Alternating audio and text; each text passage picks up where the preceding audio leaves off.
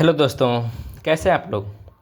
हमने पिछली क्लास में समझा था कि लीनियर वेरिएबल और लीनियर इक्वेशन क्या होते हैं। चलिए आज पहले उसको एक बार रिकॉल करते हैं, उसके बाद आज फिर हम देखेंगे कि हम किन्हीं भी दो लीनियर इक्वेशन को सॉल्व कैसे करते हैं। जैसा कि आप जानते हैं कि लीनियर इक्वेशन क्या होता है, लीनियर वेरिएबल क्या होता है कि मान लीजिए आपके पास कोई भी अल्फ़ाबेट है। सपोज करिए आपके पास कोई alphabet A B C D, कोई भी अल्फ़ाबेट हो, एक्स वाई जेड।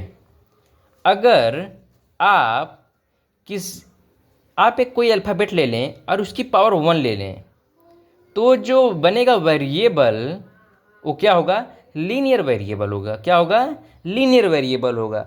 और इस लीनियर वेरिएबल की वैल्यू फिक्स नहीं होती है। जैसे कि एग्जांपल के लिए मान लीजिए मैंने एक एग्जांपल लिया 5x+2। यहाँ पर आप एक चीज़ नोटिस करोगे, वो नोटिस ये करना है कि ये जो 5 है ना, ये कांस्टेंट है, ये 2 क्या है, कांस्टेंट है, और x क्या है, एक लीनियर क्या है, वेरिएबल है। क्यों? क्योंकि इसकी पावर क्या है, 1 है। यहाँ पर x की अलग अलग वैल्यू के लिए ये जो वैल्यू है अलग अलग बनेगी। जैसे कि अगर मैं x की वैल्यू 1 लेता हूँ तो जो इक्वेशन बनेगी क्या बनेगी, 7 हो जाएगी। क्या हो जाएगी, 7 हो जाएगी। अगर यही मैं x की जगह पर 2 पुट करता हूँ तो ये जो इक्वेशन बनेगा 5 × 2 + 2 क्या हो जाएगा, 12 हो जाएगा। दैट मीन कि x की अगर आप अलग अलग वैल्यू लेंगे तो ये जो टर्म है 5x+2 आपको अलग अलग वैल्यू देगा। इसका मतलब ये हुआ कि जो x की वैल्यू फिक्स नहीं होती है। ठीक है, अब इक्वेशन क्या होता है, लीनियर। देखिए अगर आप कोई भी लीनियर वेरिएबल हो, जैसे कि मैंने ले लिया वेरिएबल 3x+4 और इसको मैंने इक्वल टू करके 7 लिख दिया। क्या किया, इक्वल टू करके 7 लिख दिया। तो अब अगर मैंने इसको इक्वल टू करके 7 लिख दिया ना, तो अब ये क्या बन गया, लीनियर इक्वेशन। लीनियर इक्वेशन क्यों बना, क्योंकि ये जो वेरिएबल है ये इसकी पावर 1 है तो ये लीनियर है, और इसको इक्वल टू करके मैं 7 लिख दिया। इसका मतलब ये क्या हो गया, लीनियर इक्वेशन। इसका मतलब ये हुआ कि x की वो कौन सी वैल्यू है जिसको मैं अगर यहाँ पर पुट करूँ तो वो 7 के बराबर आ जाए। अब वही चीज़ को हम पता करने के लिए अब हम देखेंगे कि हम किसी भी दो लीनियर इक्वेशन को सॉल्व कैसे करते हैं। चलिए हमने एक एग्जांपल लिया। मान लीजिए आपके पास दो लीनियर इक्वेशन हैं, 2x + 3y = 4, एंड जो दूसरा लीनियर इक्वेशन है वो मान लीजिए 4x + 2y = 6 है। और आपको किसी ने ये बोला कि एक काम करिए, आप इसको सॉल्व करिए। तो आप इसको कैसे सॉल्व करेंगे, सॉल्व करने का मतलब क्या होता है कि आप मुझको वो एक्स वाई की वैल्यू दीजिए कि अगर मैं इसको यहाँ पर एक्स की वैल्यू पुट करूँ और यहाँ पर वाई की वैल्यू पुट करूँ तो ये 4 के बराबर आ जाए। और अगर मैं यहाँ पर एक्स की वैल्यू पुट करूँ या यहाँ पर वाई की वैल्यू पुट करूँ तो यहाँ पर क्या मिल जाए, मुझे 6 आ जाए। एक्स और वाई को सॉल्व करने का मतलब ये होता है। चलिए सीखते हैं हम क्या करेंगे। आप देखिए यहाँ पर कि यहाँ पर 2 है, 4 है, यहाँ पर 3 है, यहाँ पर 2 है। आप कोफिशिएंट देखिए x का, x के सामने वाला जो होता है उसका कोफिशिएंट होता है x का, y के जो सामने होता है वो y का कोफिशिएंट होता है। ठीक है, तो आप यहाँ पर एक चीज़ नोटिस करोगे कि अगर आपको इसको सॉल्व करना है तो पहले आप एक काम करोगे, या तो x के टर्म को एलिमिनेट कर दोगे या तो y के टर्म को एलिमिनेट कर दोगे। उसको हम कैसे करते हैं आइए सीखते हैं। देखिए आपको अगर किसी भी वेरिएबल को एलिमिनेट करना है तो पहले उसके जो सामने का जो कोफिशिएंट है उन दोनों को बराबर करना पड़ता है। जैसे कि अगर मान लीजिए मुझे अगर मुझे x को एलिमिनेट करना है तो इसके जो दोनों कोफिशिएंट हैं मुझे क्या करना होगा, इनको बराबर करना होगा। बराबर कैसे होंगे, अगर आप यहाँ पर देखें, यहाँ पर 2x है, यहाँ पर 4x है, तो हम क्या करेंगे, अगर आप एक चीज़ गौर करिए कि अगर मैं यहाँ पर सिर्फ 2 से मल्टीप्लाई कर दूँ पूरे इक्वेशन में, इक्वेशन क्यों, क्योंकि इक्वल टू लगा है, अगर मैं पूरे इक्वेशन में 2 से मल्टीप्लाई कर दूँ तो ये 4x हो जाएगा, तो नीचे भी 4x हो जाएगा। तो जब ऊपर 4x नीचे 4x, अगर मैं इसको माइनस फिर कर दूंगा तो हमारा ये एलिमिनेट हो जाएगा।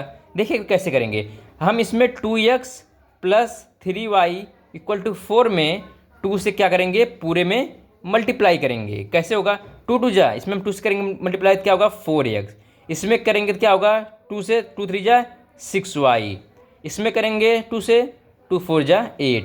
इसका मतलब ये हुआ कि जो ये इक्वेशन लिखा गया था 2x plus 3y equal to 4, उसको हमने क्या लिख दिया 2 से मल्टीप्लाई करके 4x plus 6y equal to 8।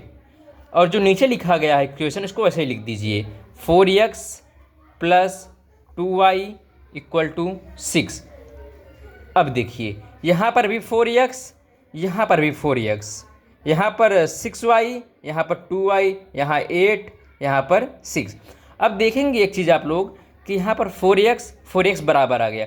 अगर सोचिए अगर इसको हम माइनस कर देंगे 4x में से 4x क्या होगा 0, तो हम 0 ना लिखते हैं, सिर्फ क्या करते हैं इसको हम कैंसिल मार देते हैं इससे। ठीक है, अब देखिए इसको माइनस करेंगे तो 6 में से 2 जाए 4, क्या यहाँ पर आएगा 4y, इक्वल बीच में तो इक्वल लगा देंगे, 8 में से 6 जा 2। अब आपका इक्वेशन क्या बन गया 4y इक्वल टू 2। अब यहाँ से आप वैल्यू निकाल दीजिए y की, तो y इक्वल टू क्या होगा, यहाँ 2 है, यहाँ 4 मल्टीप्लिकेशन में है, तो यहाँ पर 4 क्या होगा इसके नीचे आएगा, तो क्या हो जाएगा y इक्वल टू 2/4। इसको फर्दर आप सॉल्व करिए तो क्या आएगा वैल्यू y की 1/2, यहाँ काट देंगे 2 1 जा 1, 2 1 जा 2, 2 2 जा 4, क्या आ गया 1/2। तो हमको यहाँ पर y की वैल्यू मिल गई। अब हम क्या करेंगे x की वैल्यू निकालेंगे। अब x की वैल्यू कैसे निकलेगी, चलिए उसको देखते हैं। हमारा इक्वेशन क्या था 2x plus 3y equal to 4। तो आप एक काम करिए, जो ये y की वैल्यू है ना यहाँ पर पुट कर दीजिए, चाहे आप यहाँ पर पुट करिए चाहे यहाँ पर पुट करिए, बात एक ही है, क्योंकि इसमें सिर्फ हमने क्या किया है 2 से मल्टीप्लाई किया है। उससे इक्वेशन को अगर हम किसी भी नंबर से उसके लेफ्ट हैंड साइड और राइट हैंड साइड दोनों में सेम नंबर से मल्टीप्लाई करते हैं तो इक्वेशन में कोई चेंज नहीं आता है। तो हम या y की वैल्यू यहाँ पर पुट करें या यहाँ पर, बात एक ही है। ठीक है, या फिर हम यहाँ पर पुट करें या हम फिर चाहे कहीं और, मतलब आप जो इतने इक्वेशन लिखे गए हैं आप कहीं पर भी इसको वैल्यू को पुट कर सकते हैं। चलिए देखते हैं फिर क्या होगा। ठीक है, हमारा इक्वेशन हमने मान लिया हमने यहाँ पर पुट कर रहे हैं 2x plus 3y equal to 4। हमने क्या किया y की वैल्यू पुट कर दी, y की वैल्यू कितनी है 1/2। तो यहाँ पर क्या मिल गया आपको 2x प्लस 3/2 होगा, मल्टीप्लाई होगा तो 4। अब देखिए हम क्या करेंगे, यहाँ पर हम 3/2 यहाँ प्लस में, इधर क्या होगा माइनस में हो जाएगा, 2x इक्वल टू 4 माइनस 3/2, क्या हो गया 4 माइनस 3/2। अब इसको अगर आप सॉल्व करोगे तो क्या आएगा 2 4 जा 8 माइनस 3/2, इसका एलसीएम लोगे आप 2 एलसीएम हो जाएगा, 1 2 जा 2, 2 4 जा 8, माइनस 2 से 1 बढ़ जाएगा, 1 3 जा 3, क्या आ गया 2x इक्वल टू 8 में से 3 जा 5, 5/2। हमको तो चाहिए x की वैल्यू, पर इसके साथ लगा क्या है 2x है, तो हम 2 को इधर भेज देंगे तो क्या आएगा, अगर x है मल्टीप्लाई में यहाँ पर क्या होगा डिवाइड में हो जाएगा, तो क्या होगा ये 5 2 इंटू 2, तो x की वैल्यू क्या आ गया 5/4, क्या आ गया 5/4।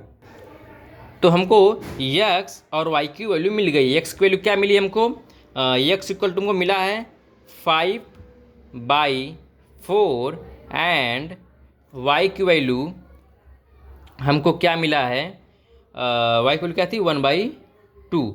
इसका मतलब ये हुआ कि अगर हम इसको इस x और y को अगर हम 2x plus 3y equal to 4 में पुट करें, अगर x की वैल्यू यहाँ पुट करें, यहाँ पर y की वैल्यू पुट करें तो हमको क्या मिलना चाहिए 4 मिलना चाहिए।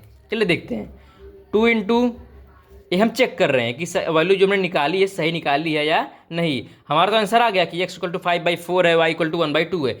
हम ये चेक कर रहे हैं कि जो हमने वैल्यू निकाली है क्या वो सही है या गलत है। तो इसके लिए हम इसको यहाँ पर पुट करेंगे, 2x की जगह पुट कर दीजिए 5/4 प्लस 3 इंटू वाई की जगह पर क्या है 1/2। अब यहाँ देखिए 2 से 2 2 जा 4, ठीक है, यहाँ क्या हो गया 5/2 प्लस 3/2, यहाँ से मल्टीप्लाई होगा तो क्या होगा 3/2।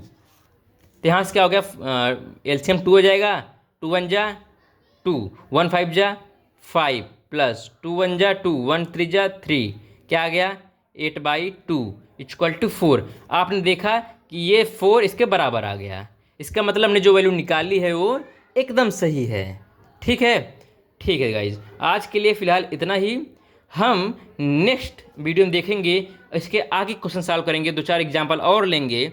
आपके लिए होमवर्क छोटा सा, आप 3x plus 2y equal to 6 and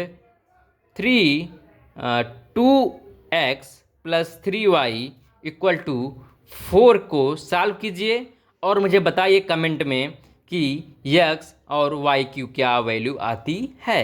धन्यवाद आज के लिए।